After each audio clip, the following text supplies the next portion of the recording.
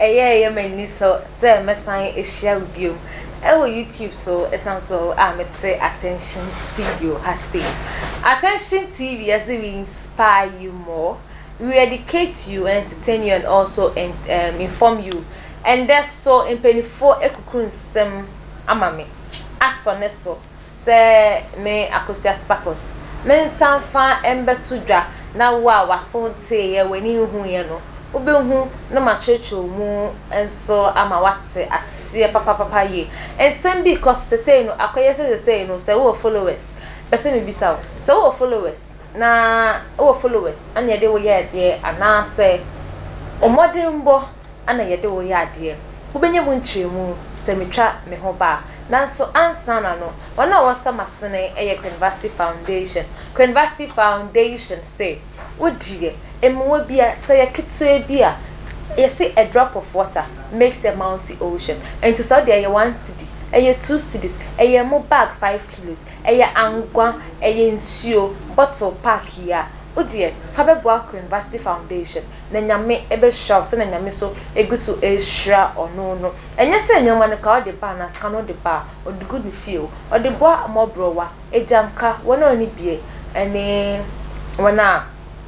enida so bi wo manim anaso enida so bi ewo ho emomo omo ana ode eboa wo mo na obenya University Foundation ewo 054830 2985 054 830 me dim biem ene akosia sparkles me twa me ho aba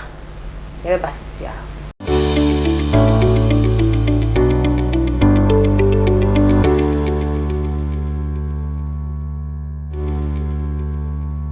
eya me de se wonya abre na wonya otwen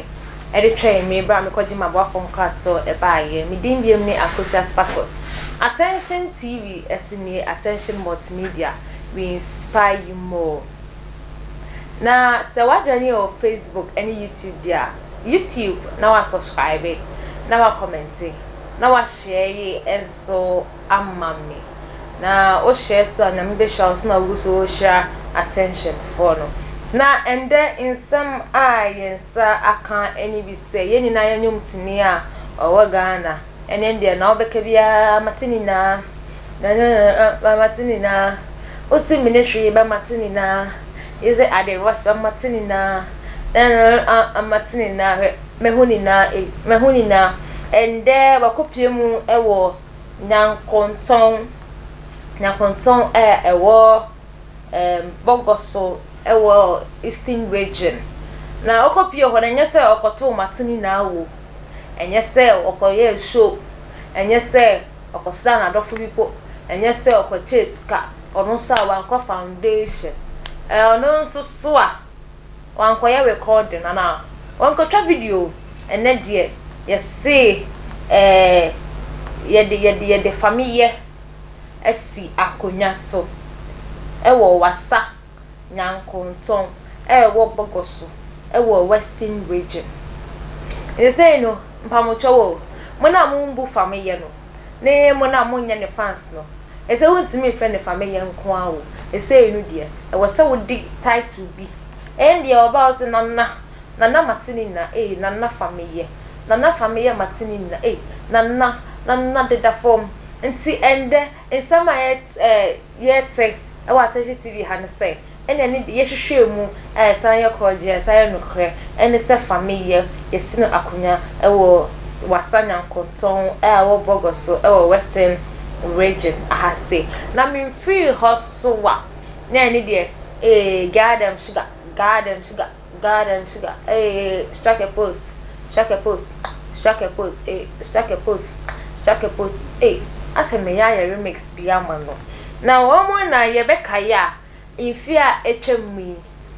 Kidi the movie bi eba out Kidi the movie bi ba out ema ye na yeso mu ya je no awa e2 awa e2 ewo Ghana hase ema ye na ahwehwe movie na ma ye bo Kidi eba so na Saturday no ana omukopie mu ewo United Showbiz na ye bi so mo se movie ni mu no ase last point no wona we chance ni no sini twafo no ye nya ba kwa no so ye nyumtini nti akoye se nyumtini nyumtofo mienu a we ye movie na se movie na fa wo ho bi sa no na se yesa no so be kaya na ye hwe movie na enyoma bi koso aye kotini eche na bi se na enyoma we no kra na se enya no kra na so Kidi ama ye hu se ono ni movie na oyen aye wo sugar no ono ni movie no ono kisi na eda ono Kidi ene sana so inten mu no omo kisi ye no eye real me say osi kisi no eye real o se na movie ni dun se bia emo kopen ko fo be mu adofo fo no mo de omo jom anim omo ye Kidi anim share boy nanim ana omo san ye girl nanim essentials we omo use na so anim san share girl nanim but na ntsa nti Saturday ya memendai ana Kidi ema ye hu se na kisi no nice now see kissing na so in the sugar movie wasn't a mistake, it was sweet. I say Kidi akasa no sa won say na mama ka je say Kidi akasa no a good kisser. Kidi he is a good kisser kasa na o say nya ru a yesi on san kisi obi me ken kra na o kisi obi krache na o say nya ru say on kisi na so na e bi kra na so wa admas na so san for some time na wa grab no movie ni no and then o say hey so na so kisi ni de na sweet akasa na abeko so onse no so kokonzanti wan wie ho an okọ sena so okodu sena so no bisa sena so my sister sena na say no then na eko and say ni movie no say Kidi son no de movie ni de on de see wie na kiss no de na nice pa na yes sister so eden ana owaka ewo kiss no eho na ho na yes sister sena so ebeka say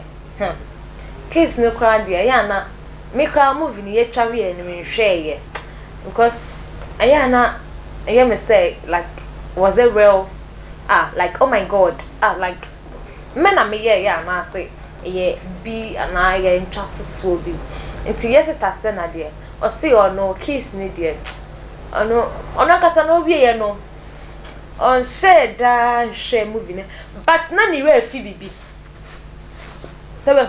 na ni re fi say ye be start show no Kidi eba ya omo obi aboza